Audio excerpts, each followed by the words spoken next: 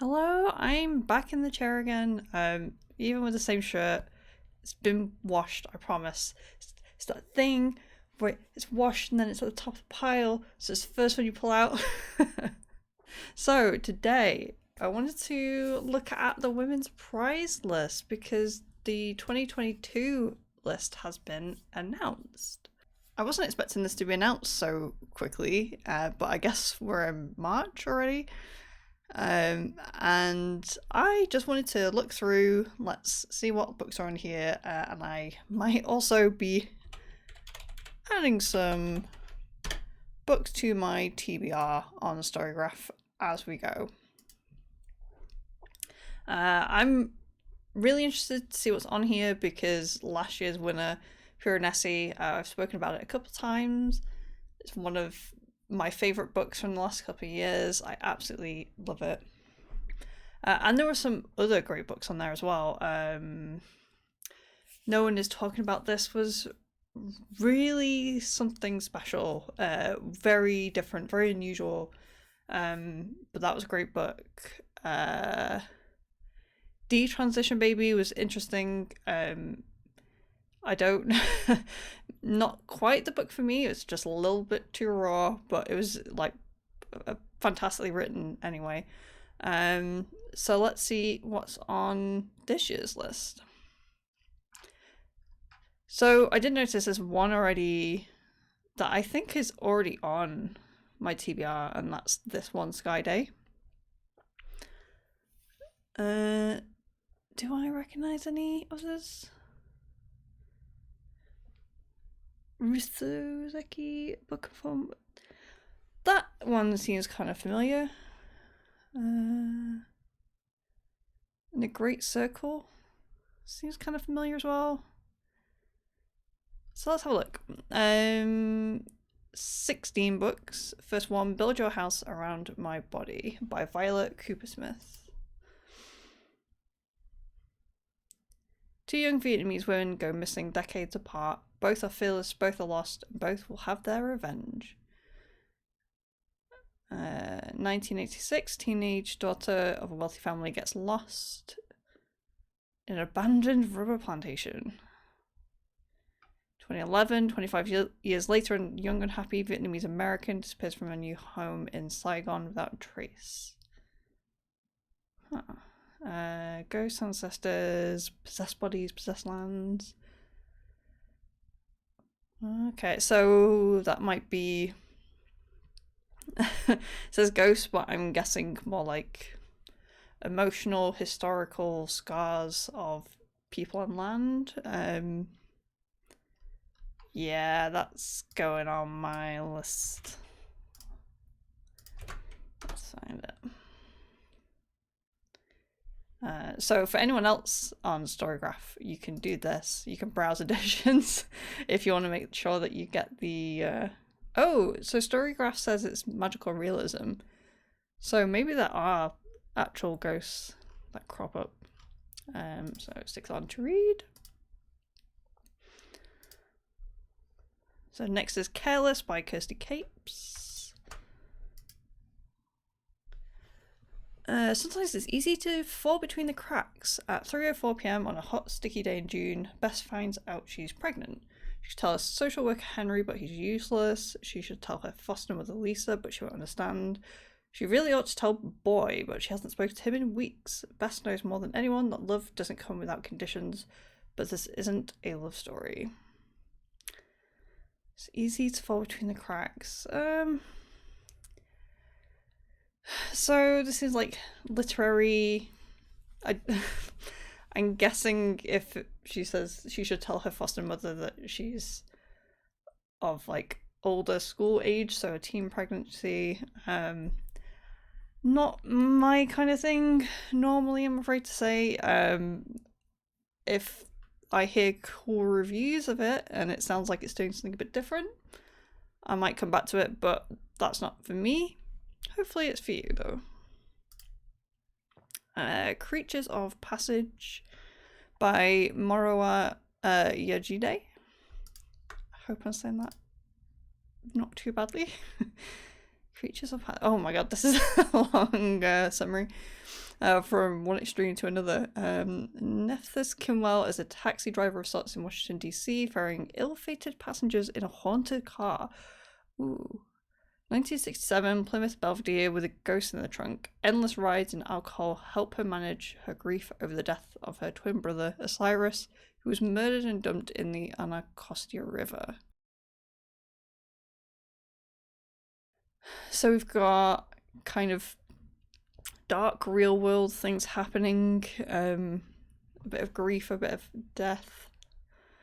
We've got a quote at the front: a mesmerizing tale about love, loss, revenge, death, and restoration.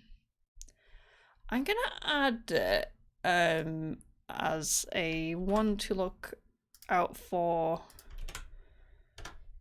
May or may not be too dark. I'm not sure. Another magical realism, that seems to be the thing of the moment. Flamingo.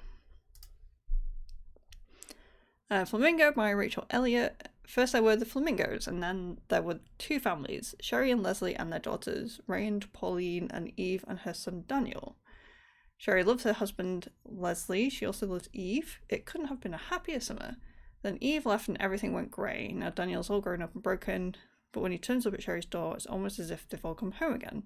Whereas there's still one missing, where is Eve, and what exactly is her story? Set in 2018 and the 80s. Literary fiction, I guess. Yeah, it's not my go-to genre, unless I hear like overwhelmingly positive things. So I'm gonna leave that one off for now.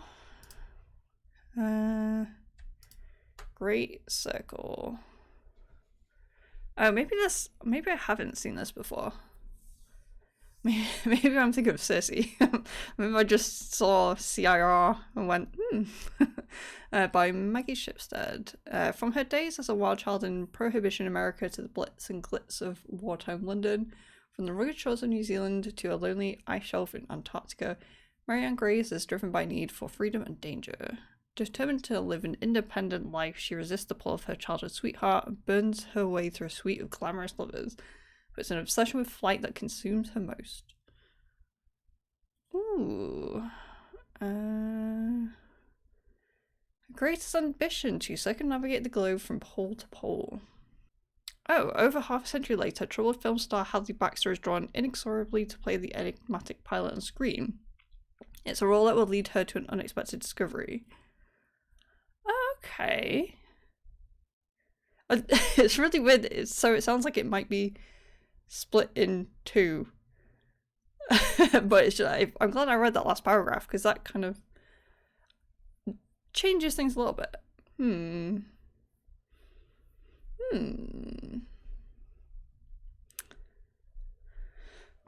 Yes, I kind of like the sort of woman pilot aspect of that, and then maybe we'll have a bit of a mystery. Okay, back on track. Remote Sympathy by Catherine Chidgey. Moving away from their lovely apartment in Munich is nearly as wrenching an experience for Frau Greta Hahn as she had feared. Their new home is even lovelier than the one they left behind, and life in Buchenwald would appear to be idyllic. Lying just beyond the forest that surrounds them is the looming presence of a work camp. Frau Hahn's husband, SS-Sturm Bannführer Dietrich Hahn, has been assigned as the camp's administrator. When Frau Hahn's poor health leads her to an unlikely and poignant friendship with one of Buchenwald's prisoners, her naive ignorance about what's going on so nearby is challenged.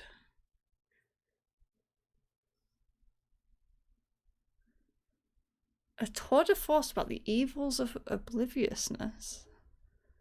Remote Sympathy compels us to question our continuing and willful ability to look the other way in a world that is enthralled to the idea that everything, even facts and morals, is relative. Wow. Okay. That's really interesting. I'm calling it now. I think that's going to be shortlisted, and I have no idea how it's what the content would actually be like, but that premise, especially right now, I know that's a cliche of it's so relevant right now.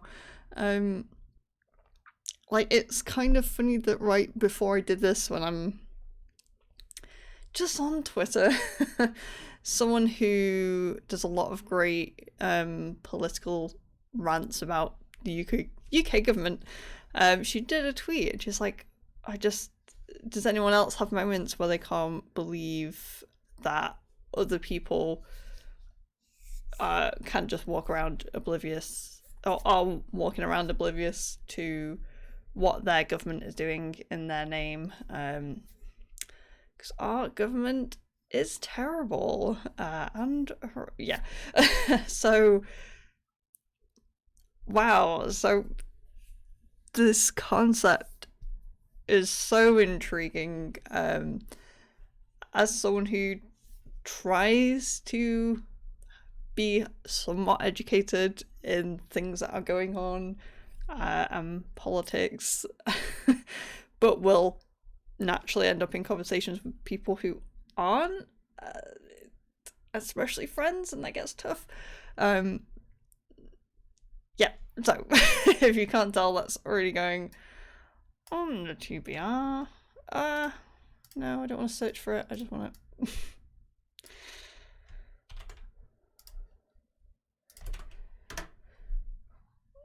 to read. Salt Lick by Lulu Allison. Britain is awash. The sea creeps into the land. Brambles and forests swamp derelict towns. Food production has moved overseas and people are forced to move to cities for work. Oh god. Why are these books too real? No. The countryside is empty. A chorus, the heard voice of feral cows wanders newly wild land, watching over changing times, speaking with love and exasperation. Jesse and his puppy, Mr. Oh my god, Mr. Malix roam the woods until his family are forced to leave for London. Lee runs from the terrible restrictions of the white town where he grew up. Isolde leaves London on foot, walking the abandoned A12 in search of the truth about her mother. So, not post-apocalypse, but just in the very midst of the climate crisis. Well, we're in the midst of the climate crisis, so yeah. Post climate crisis. Yeah, okay. We'll stick with post apocalypse sort of for now. Oh, I don't know if my heart will be able to take all of these books. So like, Licking Salt Block. It's not that one. Yeah, dystopian, dark, reflective, medium paced. One review so far, and they've given it 5 stars. Wow, I'm looking forward to hearing some people's thoughts on that. Oh wow, like already the variety in this. I think there's 2 books so far that I've been like, not sure about. Doesn't sound like my thing. And these are so cool. Sorrow and Bliss, Meg Mason. This is where it all goes downhill, and it's just like literary stuff that I don't care about. Everyone tells Martha Friel she is clever and beautiful, a brilliant writer who has been loved every day of her adult life by one man, her husband Patrick. Gift her mother once said, not everybody gets. So why is everything broken? Why is Martha on the edge of 40, friendless, practically jobless, and so often sad? Yeah, okay, so we're back into normal literary zone. Maybe she's too sensitive. Maybe she's someone who finds it harder to be alive than most people. I mean, that is relatable. Some of us just find it harder to exist. Going goes to therapy, possibly return to a childhood home. I mean, that could be interesting. It also seems like something that could have some, I know it's called sorrow and bliss, but it strikes me as the kind of thing that could maybe have a bit of like a dark sense of humor about it. I'm not going to put it on my list, but if I hear, like the other ones, I mean, just if it's not going on the list, don't assume it's forever. I might hear good things, but at the moment, gonna assume it's not for me. Book of Form. The Book of Form and Emptiness, Ruth Ozeki. I recognize that name. Can I click on you? Oh. We'll check her on Storygraph. After the tragic death of his father, 14-year-old Benny O begins to hear voices. The voices belong to the things in his house that sound variously pleasant, angry, or sad. Then his mother develops a hoarding problem, and the voices grow more clamorous. When ignoring them doesn't work, Benny seeks refuge in the silence of a large public library. There he meets a mesmerizing street artist with a smug pet ferret, a homeless philosopher poet who encourages him to find his own voice amongst the many, and his very own book, who narrates Benny's life and teaches him to listen to the things that truly matter. Blending unforgettable characters with everything from jazz to climate change to our attachment to material possessions. Okay.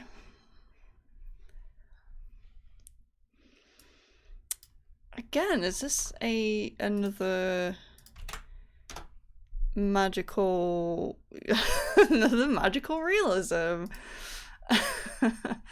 I'm not sure where I stand on magical realism yet. What was it called? Bestiality. I tried that one last year. I actually DNF'd it. It was not for me. I tried my first Murakami a month or two ago, and that was okay. So I don't think I've read a magical realism that I really love yet. So I'm ready to be convinced.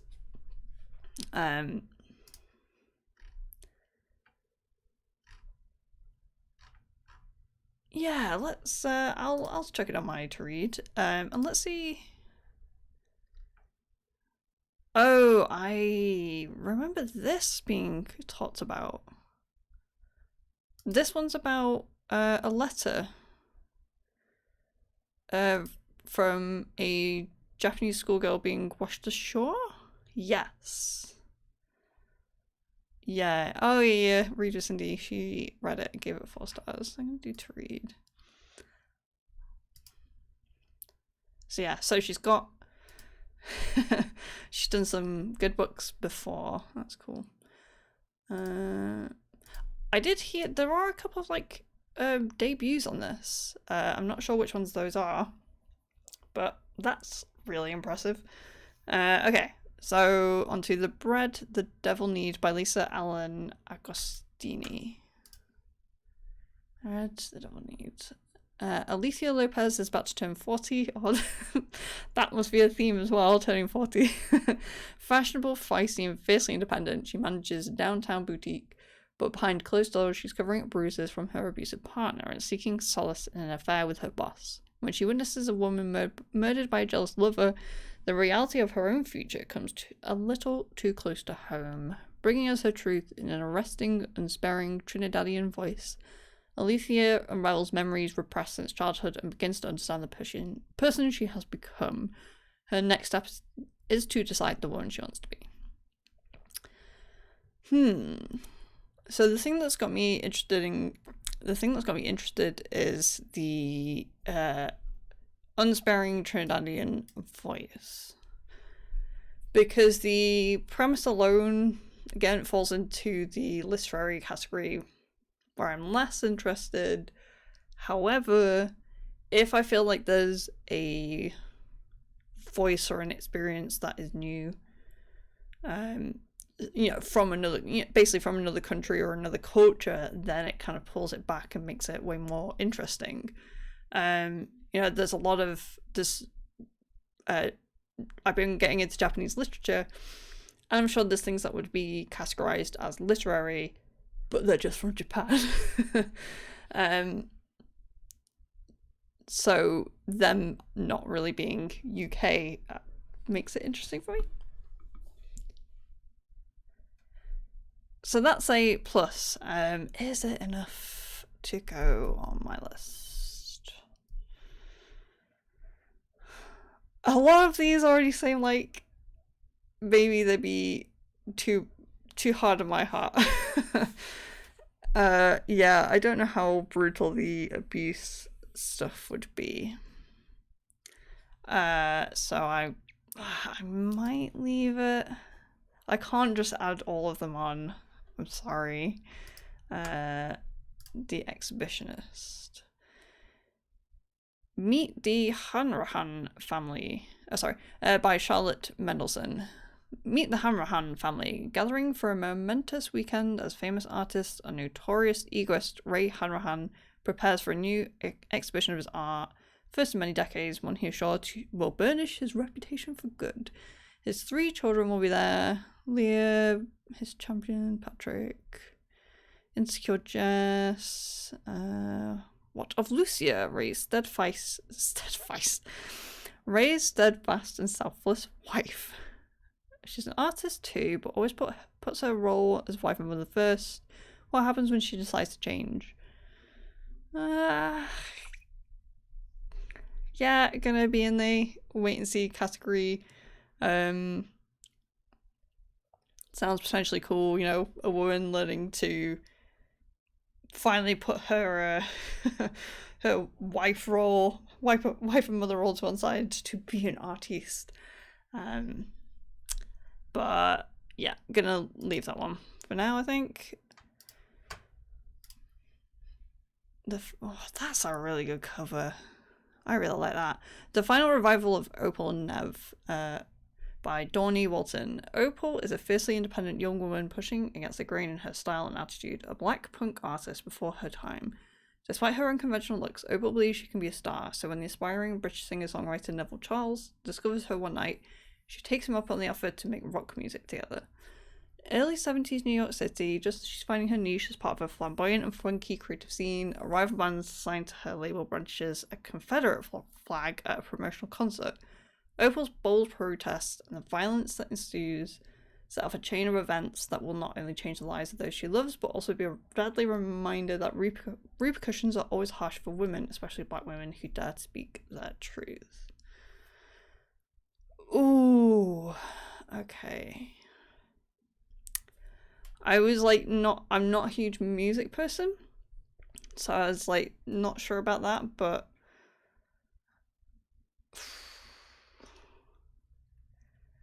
yeah, I think might become another heavy read, but yeah, I think that final paragraph's pushed it into interest for me. The Island of Missing Trees, Elif Shafak. It is 1974 on the island of Cyprus. 2 teenagers from opposite sides of a divided land meet at a tavern in the city they both call home. The tavern is the only place that Kostas, who is Greek and Christian, and Daphne, who is Turkish and Muslim, can meet in secret, hidden beneath the blackened beams from which hang garlands of garlic, chili peppers, and wild herbs. This is where one can find the best food in town, the best music, the best wine, but there's also something else to the place. It makes one forget, even if just for a few hours. The world outside and its immoderate sorrows. Tree will witness their hushed, happy meetings. Tree will be there when war breaks out. Like Slater in North London, 16-year-old, has never visited the island where her parents were born. Okay.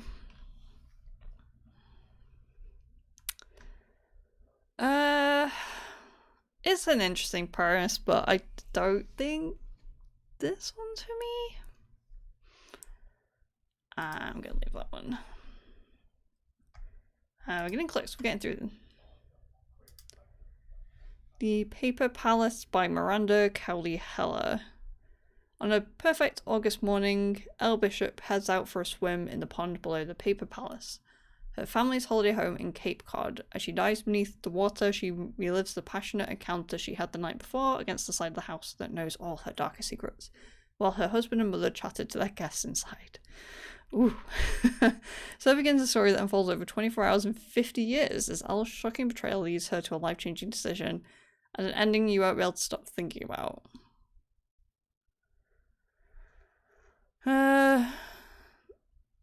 This is another... Nah. Damn it, the first half there were so many interesting premises. Like, I think some of these fall into... I'm sorry to say this, but into a...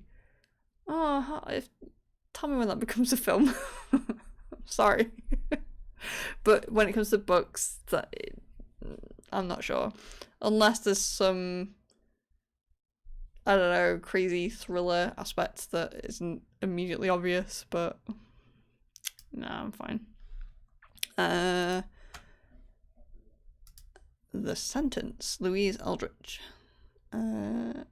Ask what we owe to the living, the dead, to the reader, and to the book. A small independent bookstore in Minneapolis is haunted from November 2019 to November 2020 by the store's most annoying customer. Flora dies on All Souls Day, but she simply won't leave the store. Tuki, who has landed a job selling books after years of incarceration that she survived by reading with murderous attention, must solve the mystery of this haunting while at the same time trying to understand all that occurs in Minneapolis during a year of grief, astonishment, isolation, and furious reckoning. I'm kind of interested in the Tuki character. So she's obviously been to prison for a bit, and during that time just read and read and read. This is definitely one of those books where it's like, yeah, okay, when you like to write stuff, you always kind of want to write about reading. I am guilty of this. I'm guilty of creating characters that like love their books.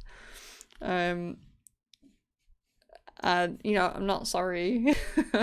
But yeah, it just strikes me with that of, I want to do everyone loves a book about books. Books and ghosts. I'm not sure though. There's nothing else that's massively grabbed me. So I'll wait to hear more about that one again.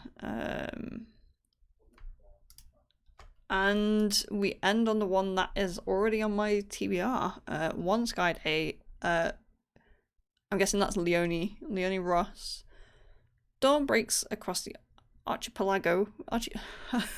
There's one of those words that I read all the time but never have to say out loud. Archipelago of Popicho. The world is stirring awake again, each resident with their own list of things to do. A wedding feast to conjure and cook, an infidelity to investigate, a lost soul set free. As the sun rises, two star-crossed lovers try to find their way back to one another across a single day. When night falls, all are being given a gift and many are no longer the same. Sky is pink, some wonder if it will ever be blue again. I feel like... I'm not mixing this up with something else, am I? Yeah, it's on my to read. Yeah, it's like... There's a fantasy element to it. A wedding feast to conjure and cook.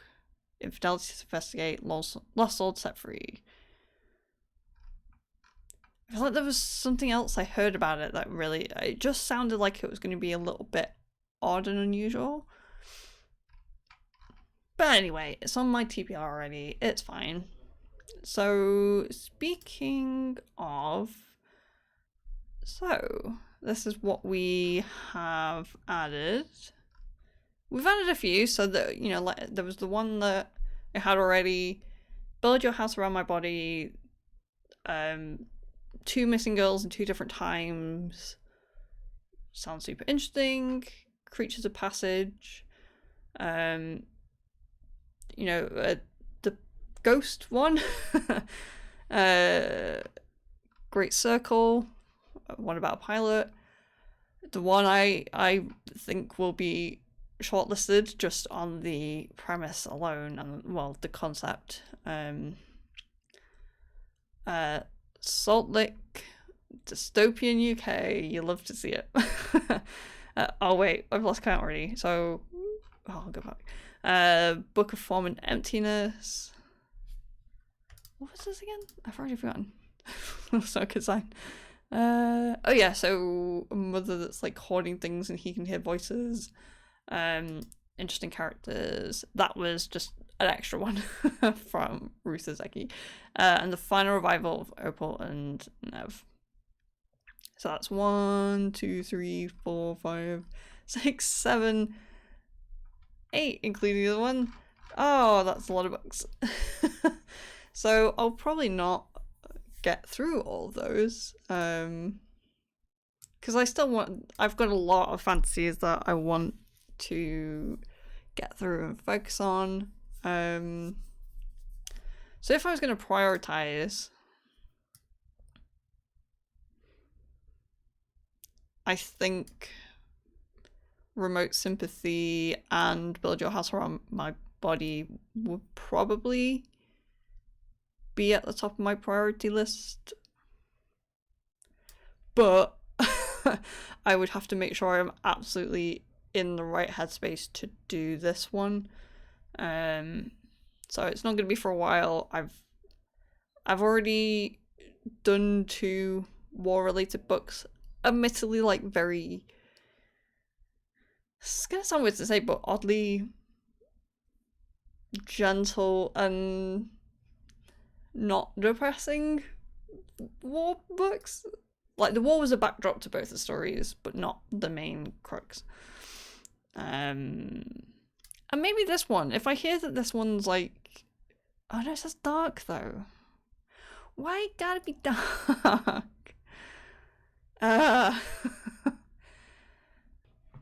And that will do it. Tell me which books look interesting to you. Have you added any to your TBR?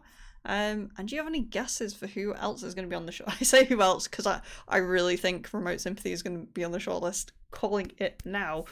But do you have any guesses who will be on the shortlist or who you think is just going to win?